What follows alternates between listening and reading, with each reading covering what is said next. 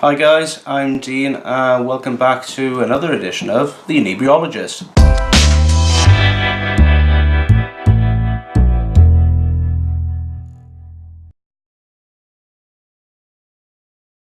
Merry Christmas! No, it's not. It's not Christmas at all. Well, a couple of weeks ago it was Christmas, but that's it. It's finished now. But yeah, I still have a couple of different Christmas beers anyway that need to be drunk fairly soon, actually. So yeah, so this is kind of, it's not a Christmas edition, episode, but it's just.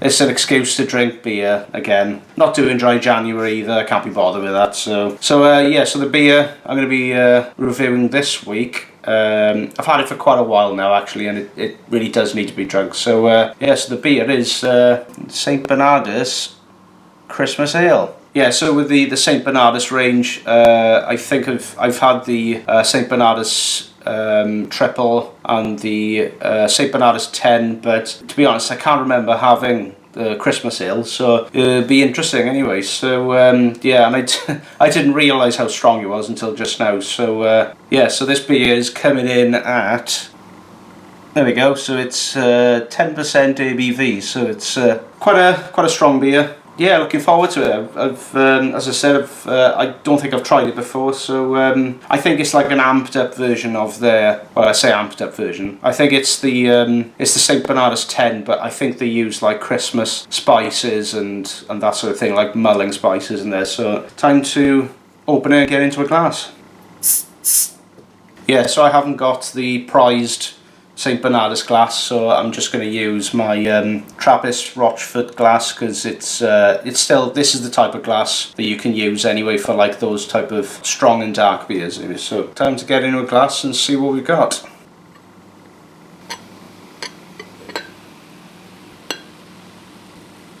I can't get over how lively that is actually, and I think I've had it for about a year anyway. So, but it must have just kept sort of the live yeast that you do get in the bottle, because it is a conditioned bottle at the end of the day. So it's probably just, it's still building up its carbon dioxide in there, But yeah, so from the sort of the initial sort of look from it is, it's got like a nice sort of like a slightly tan head on it. The head's kind of dissipating quite a bit now, because there was a bit of a head there, but it's kind of gone down a little bit now. Yeah, so it's a very, very dark looking beer there, I think I can just about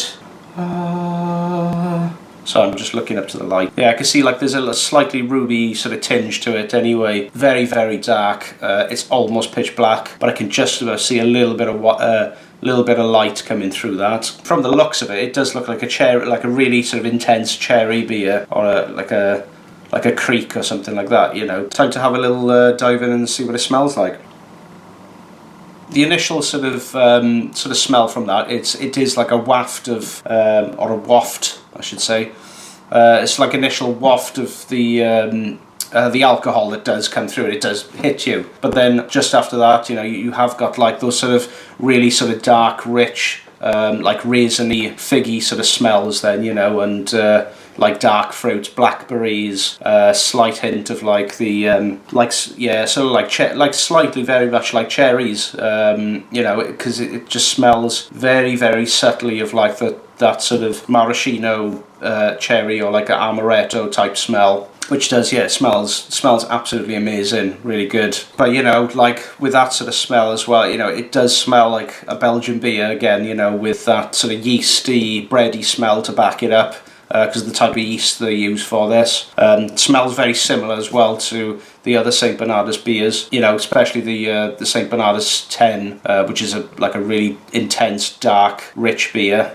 And I tell you what, it's like, I know it's a strange thing to say for a beer, but it's got that sort of slightly vinegary smell to it. Some beers, you can tell like with that vinegary sour taste, if like a beer's gone off or something like that. But this isn't gone off, because like the expiration date on is 2021, so it's still got a couple of years, but that sort of slightly vinegary smell, what I mean is quite pleasant, because it gives it that sort of sharp like really sort of sharp edge to it, which would be quite nice. So that to counteract with all the sugar that's in there would be quite nice.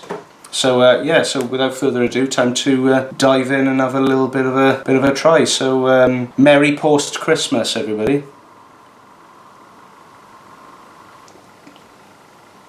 Yeah, so the initial sort of taste, again, from what I could smell earlier, was that ethanol that just hits you in the face, and it does taste quite strong actually. That dissipates really quickly, the taste of the alcohol. So, and then what comes through is it's quite sweet. So you've got the sugars that do come through from the malt, and then those sort of like raisiny stoned fruits that come through, like figgy sort of taste, like there's lots and lots of brown sugar in this, or like sort of caramelized sort of flavour to it. But the funny thing is that the flavour doesn't really linger, and it's very thin. So this tastes similar to how like the Trappist Rochefort 10 would taste, you know, which is one of my favourite all-time favourite beers. But just a mouthful of this, and then for 2 seconds it tastes like a Trappist Rochefort 10, and then that's it. There's nothing else to it. The flavour's there, brilliant, but then it just dissipates and it goes.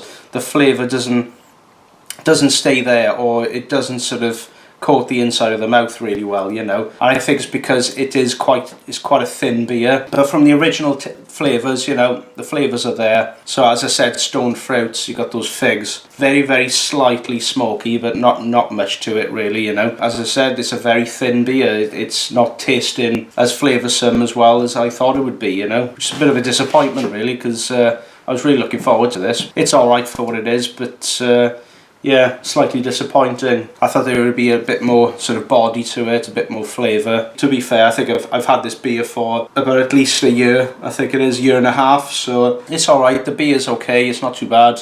But yeah, I was just expecting a little bit more from it really. In a way, it is a bit disappointing, but that's the way it goes with some beers, and you know, you think it's going to be amazing, but then it doesn't turn out to be, so it's not the end of the world. So the score I'm going to give this beer this week, 3.25 out of 5, which is probably one of the lowest scores I think I've given a beer. Well, one of the lowest scores I've given a Belgian beer anyway. This one was just complete lackluster, living up to what I thought it was going to be. And for a Christmas beer, you'd think there'd be a lot more flavour to it. There are some like undertones of like sort of Christmas spices, and you know, like those mulled sort of spices that you get around Christmas time. You know, to be fair, there's not really a great deal I can get from this. Again, caramelised sugar and stuff like that, as you get with a lot of Belgian beers, but it's very thin, as I said, you know, and I could just taste like this big hit of alcohol and pretty much nothing else, you know, and it's and the flavour just kind of just goes really quickly. So but you know, it's worth looking out for in the future anyway, just to see what it's like, because again, I've had this beer for a while, you know. It'd be great to try a beer